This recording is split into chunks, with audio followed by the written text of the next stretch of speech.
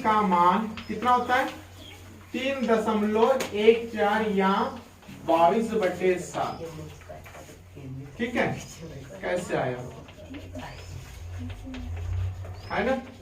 इसके पहले आपको समझना है वृत्त का क्षेत्रफल कितना होता है पाई आर स्क्वायर बराबर क्या होता है पाई आर स्क्वायर। पहले तो ये समझेंगे कि वृत्त का क्षेत्रफल पाई आर स्क्वायर ये बना कैसे है ना। देखिए हमारे पास एक सर्कल होता है, क्या है सर्कल, ठीक है, जिसको हमको क्षेत्रफल निकालने के लिए देखिए आपको इसके अंदर का पूरा क्या निकालना है भाग, यही क्या कहलाता है इसका क्षेत्रफल।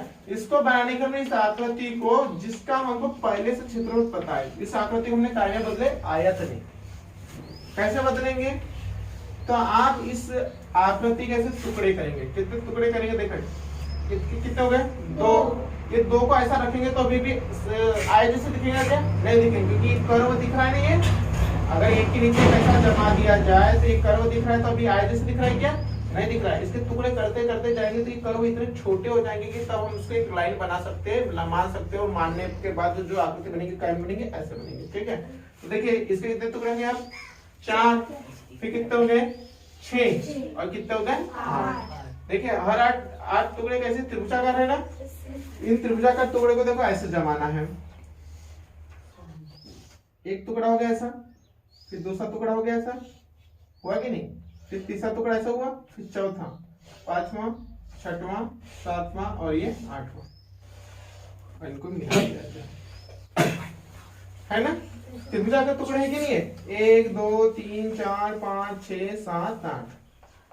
आपको लिख भी देता हूं,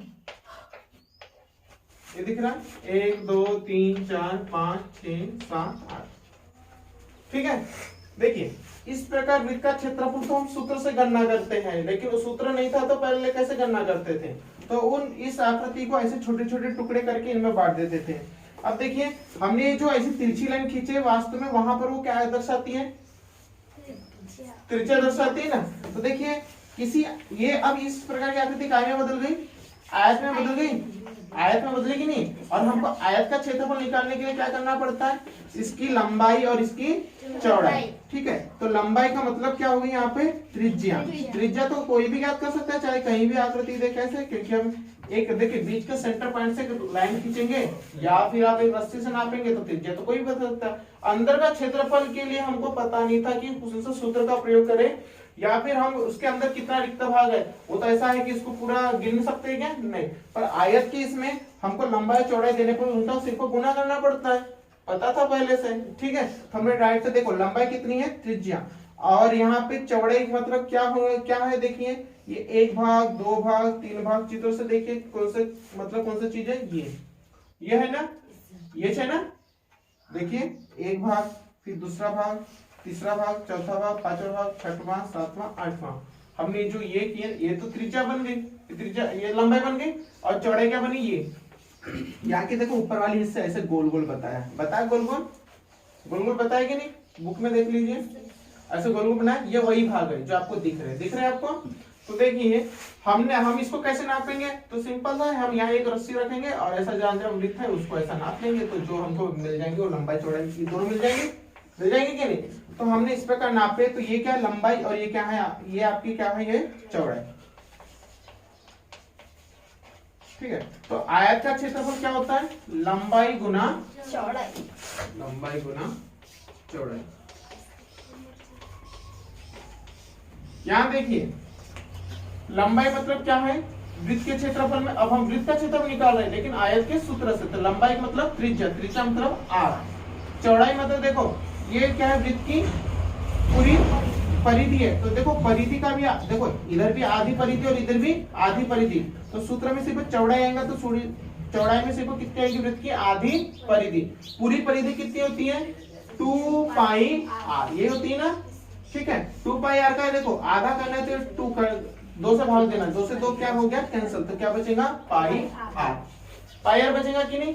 तो देखो ये r और r का क्या कर देंगे गुना, तो इस प्रकार क्या हो जाएगा पाई r स्क्वायर। तो ये क्या बना वृत्त का क्षेत्रफल, पाई का मान कितना होता है 22/7। ये पाई कहां से आया, तो आपको याद रखना ये वृत्त की परिधि से आया। अब ये पाई भी कैसे, ये वृत्त की परिधि में पाई r 2 पाई r में पाई कैसे जुड़ा वो बताऊंगा, ठीक है। क्षेत्रफल का सूत्र समझ में आ गया कि क्षेत्रफल सूत्र कैसे बना।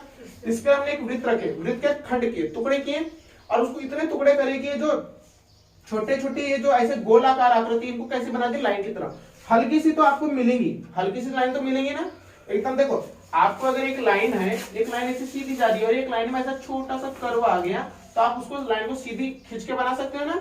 तो सेम हम टुकड़े करने का मतलब उसको खींच रहे हैं हल्का हल्का। जो हल्का हल्का क्या बोलना चाहिए अंतर आएगा, ये अंतर वास्तव में किसका अंतर पता है, पाई का, ठीक है। इसलिए तो वहां पाई बीच में आ जाता है। अभी वो पाई कैसे आएगा वो भी पता चलेगा। वृत्त का क्षेत्रफल निर्माण कैसे हुआ समझ में आ गया। एक वृत्त के टुकड़े किए जाते हैं, उसके टुकड़े को इस प्रकार जमाया जाता है जो किसके अंतर्गत बन जाता है, आयत के। आयत का सूत्र पहले से पता है, लंबाई गुना चौड़ाई। जहाँ लंबाई आयत, यहाँ आयत में लंबाई है और उस वृत्त में वो क्या थी उसकी त्रिज्या थी। और वृत्त की त्रिज्या हर जगह कैसी रहती है, समान रहती है। उसके बाद जो इसकी चौड़ाई रहती है, ये चौड़ाई क्या है यहाँ पर, ये पूरी वृत्त की परिधि को है ना, ये पूरी वृत्त की परिधि को लगाया था कि नहीं। यहाँ भी चौड़ाई, यहाँ भी चौड़ाई है। देखो दोनों जगह ये चौड़ाई मतलब यहाँ क्या है, वृत्त की परिधि। ये भी वृत्त, ये देखो आधी परिधि इधर है, आधी परिधि इधर है। तो आधी परिधि निकालने के लिए परिधि का सूत्र होता है 2πr। उसमें आधा करने के लिए 2 का क्या कर दिया, भाग कर दिया, तो क्या आ गया पाई आर। यानी यहाँ पर चौड़ाई पाई आर दिखा रहा है, ये जो इतना मान है ये किसका मान है, पाई आर का। और ये लंबाई का मतलब त्रिज्या मतलब आर। लंबाई का गुना चौड़ाई होता है आयत का क्षेत्रफल, तो इसमें गुना कर दो तो पाई आर स्क्वायर। आयत का क्षेत्रफल मतलब ये आयत, इसको अगर गोल गोल घुमाएंगे तो वापस किस में कन्वर्ट हो जाएगा, वृत्त में। इस प्रकार हमको वृत्त का क्षेत्रफल मिला पाई आर स्क्वायर। इस प्रकार हमने बनाया है क्षेत्रफल का सूत्र। कुछ समझ में आएगा, एक आइडिया तो आ गया। अब देखो आपको वृत्त की परिधि में जो सूत्र में दिख रहा है, क्या दिख रहा है, वृत्त की परिधि का सूत्र क्या होता है, 2πr। इसमें ये जो पाई कहां से आया बीच में वो बता रहा हूं, ठीक है। इस पाई को छोड़ने पर आपको क्या, देखो पाई को मैं एक तरफ रख रहा हूं परिधि के सूत्र में को, और 2r को एक तरफ। 2r मतलब क्या होता है, त्रिज्या का दुगुना। त्रिज्या का दुगुना मतलब क्या, वृत्त में क्या होता है, त्रिज्या का दुगुना वृत्त में क्या होता है, बोलो। त्रिज्या का दुगुना वृत्त में क्या होता है, व्यास होता है ना। व्यास मतलब d है ना। तो देखो यहाँ लिखते हैं पाई गुना 2r को क्या में बदल रहा हूं, व्यास में। अगर आपको किसी वृत्त का व्यास दिया है तो आपको परिधि निकालने के त्रिज्या पर नहीं जाना है, सीधे व्यास में किसका गुना करना है, पाई का। इसलिए यहाँ बोलते हैं पाई डी भी सूत्र होता है, पाई डी, पाई गुना टी, है ना। देखो 2r है, 2r मतलब क्या किसमें बदल गया, व्यास में, ठीक है। इधर क्या है, वृत्त की परिधि। वृत्त की क्या है ये, परिधि। परिधि को c से दर्शाते हैं, कैसे दर्शाते, c पर सर्कमफ्रेंस बता दो मैंने। देखिए इस पाई का मान कैसे आया, इसके लिए तुलना करने के लिए हमको परिधि और ये जो व्यास है इसका पक्षांतर करके एक साइड रखना पड़ेगा। हमको पता चल जाएगा कि पाई जो होता है वो किस संख्या में आता है ना। तो देखिए ये वृत्त की परिधि इधर दाएं पक्ष में, इसका क्या कर रहा हूं मैं, पक्षांतर। तो ये है वृत्त की परिधि जिसको हमने किससे दर्शाया, c से, ये c। और इधर क्या है, व्यास, इसका गुना में तो क्या हो जाएगा, भाग में, व्यास यानी d बराबर पाई। पाई क्या होता है, किसी वृत्त की परिधि और उसका व्यास का भाग होता है, ठीक है। पाई का मान बहुत छोटा सा होता है, वो छोटा सा यहाँ पर आपको समझना है। तो ये जो गोल गोल आपको वक्र दिख रहे हैं, क्योंकि एक लाइन बनाते समय देखिए आप एक जगह से दूसरी जगह जाएंगे और उसी जगह से आप थोड़ा सा घूम कर जाएंगे तो आपको पता है कि थोड़ा सा जो घूमे उसमें थोड़ा सा डिफरेंस आ जाएगा। आएगा कि नहीं। आप रियल लाइफ में भी तो ध्यान दीजिए, आप एक सीधी लाइन में चल रहे हो तो आप सीधी लाइन सबसे कम दूरी होती है। अगर थोड़ा सा भी घुमावदार आता है तो उसमें थोड़ी सी लंबाई क्या होती है, बढ़ जाती है। तो ये जो घुमावदार, देखो मैंने लाइन खींचा था, एक वृत्त के कितने भी टुकड़े करोगे लेकिन छोटा सा ये जो गोल गोल है वो तो वहां बचा रहेगा। वो जो छोटा सा गोल है वही किसका मान है, पाई का मान है। किसका मान है, पाई का। और पाई का मान अगर वृत्त की परिधि में मान देखा जाए तो देखो वृत्त की परिधि बराबर होता है 2πr। इसमें से 2r मतलब होता है व्यास, व्यास होता है, और ये पाई की जगह रख दी। अब इस पाई का मान होता क्या है, इसलिए व्यास का क्या कर दिया, पक्षांतर। तो किसी वृत्त में पाई का मतलब होता है कि उसकी परिधि और व्यास का क्या होता है, भाग होता है। तो ये पाई बराबर, अब सूत्र में लिखना जाए तो c/d। c मतलब वृत्त की परिधि और ये व्यास। अब पाई का मान 22/7 ही क्यों आया, तो देखिए जब हमने पाई का मान, देखो पाई का मान वास्तव में क्या होता है, 22/7 संख्यात्मक रूप में से। और लेकिन एक वृत्त के अंदर होता क्या है, तो वृत्त के अंदर जो उसकी परिधि है और जो उसी वृत्त का व्यास है, उन दोनों का भाग करने पर जो संख्या प्राप्त होती है वो वास्तव में किसका मान प्राप्त होता है, पाई का, ठीक है। तो देखिए बहुत सारे गणितज्ञ ने क्या किए, छोटा वृत्त बनाए, इसकी परिधि नापे। परिधि कैसे नापेंगे, बिना सूत्र से नापना है। मतलब हमारे दैनिक जीवन है, दोनों ने एक रस्सी पकड़ा, रस्सी को यहाँ से चालू किया, ऐसा ऐसा ले गया, और यहाँ पर आ गया, तो ये क्या किससे तुलना, और रस्सी को गिर गया टेप से, तो किसके मान आ गए हमको, परिधि का। त्रिज्या के लिए तो उसी गोल की त्रिज्या में यहाँ से लेकर केंद्र तक आ गया, या वो यहाँ से लेकर यहाँ तक आएगा और उसका क्या कर देगा, आधा। त्रिज्या का मान भी ज्ञात हो सकता है, फिर उसने भाग दिया तो उसको भाग देने पर मिला 5/7 या 3.14।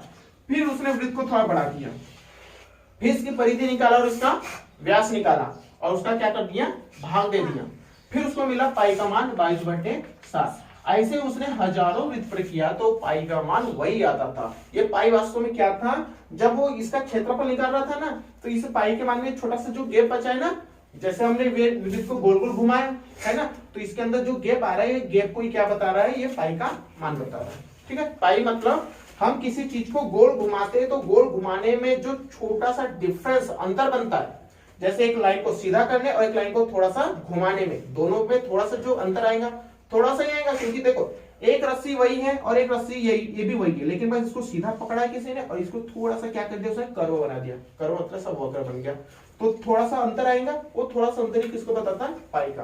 तो पाई का मान कैसे समझ में आ गया, अलग अलग प्रकार के वृत्त लिया गया और उनके परिधि और व्यास का डिफरेंस आया, लेकिन देखा गया कि वृत्त छोटा रहे या बड़ा रहे। यदि आपके हाथ में छोटा सा वृत्त है या पूरी पृथ्वी एक वृत्ताकार मान लिया जाए, है ना, तो उसमें और इसमें कोई अंतर नहीं आता। जैसे हमारे त्रिभुज की आकृति में क्या नियम है कि त्रिभुज छोटा हो या बड़ा हो, तीनों कोनों का मान कितना होता है, 180।